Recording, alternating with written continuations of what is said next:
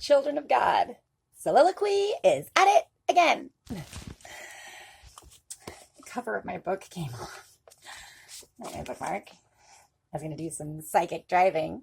Spooky. Story time, part 2. Page 22. The squinting eyes inspected them, lingering longest on Jean and Dana, who responded with a curl of her lip and then discovered Jacqueline. Albert Gabarra, he announced, giving the first name the French pronunciation. Albert. How do you do? I'm Jacqueline Kirby, with a K. Not a student, said Albert, eyeing her. Too old, eh? Madame ou Mademoiselle Kirby? Doctor? Just Jacqueline. And he groaned. Oh, tactful Albert. Look, you cretin, don't you know it isn't polite to refer to a lady's age? And for God's sake, speak English. You can if you want to. Sort of. It's rude to use a language that people that you're with don't understand. Albert's beady eyes remained fixed on Jacqueline. Mais vous comprenez français? Jacqueline admitted cautiously. Madame Kirby? Madame la professeure? Madame la... No, Jacqueline said. I'm not a teacher. I'm a librarian. Un bibliothécaire. Bibliothécaire. Albert nodded with satisfaction.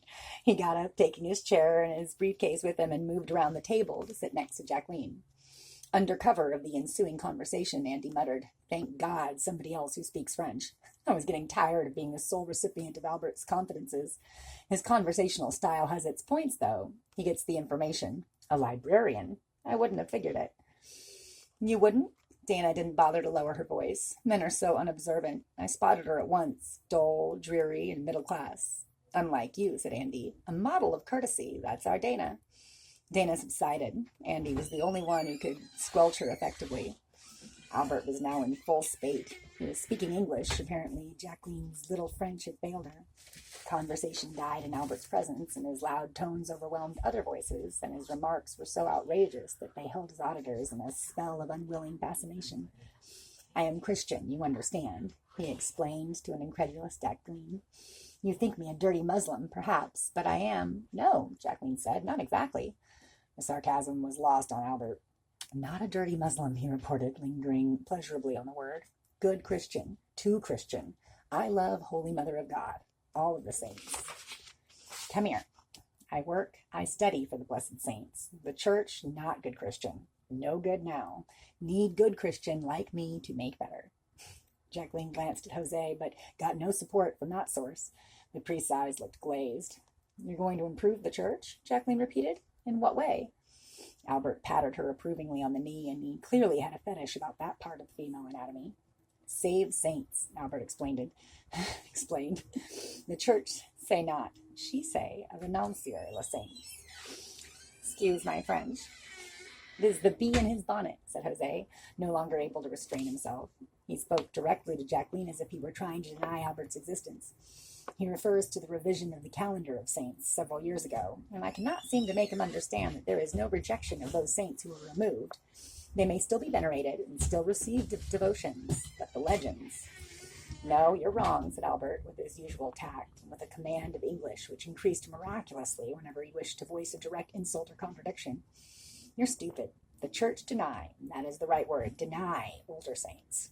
St. Christopher, St. Barbara, all true, all real. I prove. The Pope is wrong, stupid like you. I hate to agree, but I never did forgive the Holy Father for dumping Christopher. Michael looked up from his drawing. He had a disconcerting habit of re-entering a conversation after a long silence with a remark that proved that he had been paying attention after all. The week after he was kicked out, I ran my cycle into a tree. The comment struck the right note, and Jose grinned unwillingly and relaxed.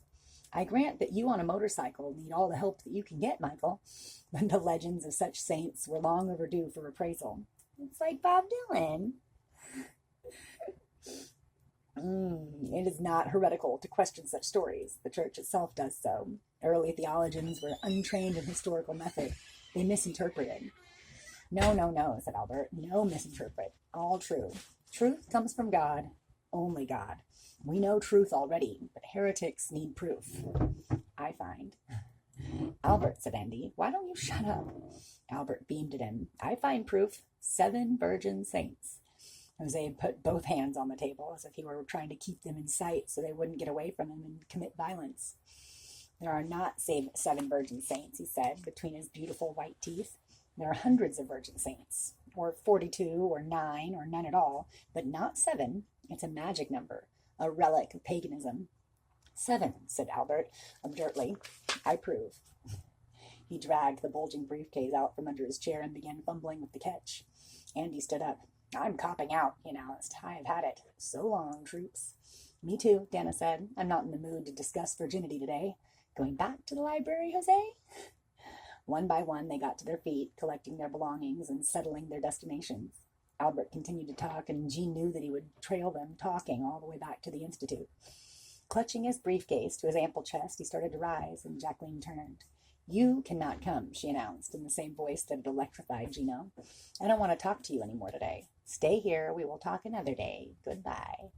She put her hand on Albert's shoulder and shoved him down into his chair, and he was sitting there, his mouth ajar, as others fled. Jean found herself walking with Jacqueline, and after a moment, she realized that someone was singing softly. It took several more moments to decide that the sound was in fact coming from the bland, dignified person at her side. It was that dirty beloved of the young radical. The times, they are a-changing. The battle outside rages, crooned Jacqueline, catching Jean's look, and she broke off and inquired suavely, Am I embarrassing you? Why should I be embarrassed? My daughter always was. Between the ages of 12 and 17, she never walked beside me in public. I am Danya's mom, and I am Danya's biggest fan, and I would not rest until you are too. You don't sing all the time, did you? Asked Jean, willing by now to believe it. No, but she never knew when I was going to burst out. It was the worst at Christmas. I love Christmas carols. And Bob Dylan. And Salvation Army hymns. German lieder and song hints of the 1940s. I know all the words. I know, said Jacqueline proudly, more totally useless things than anyone you'll ever meet. Not everything you know is useless. You disposed of Albert beautifully.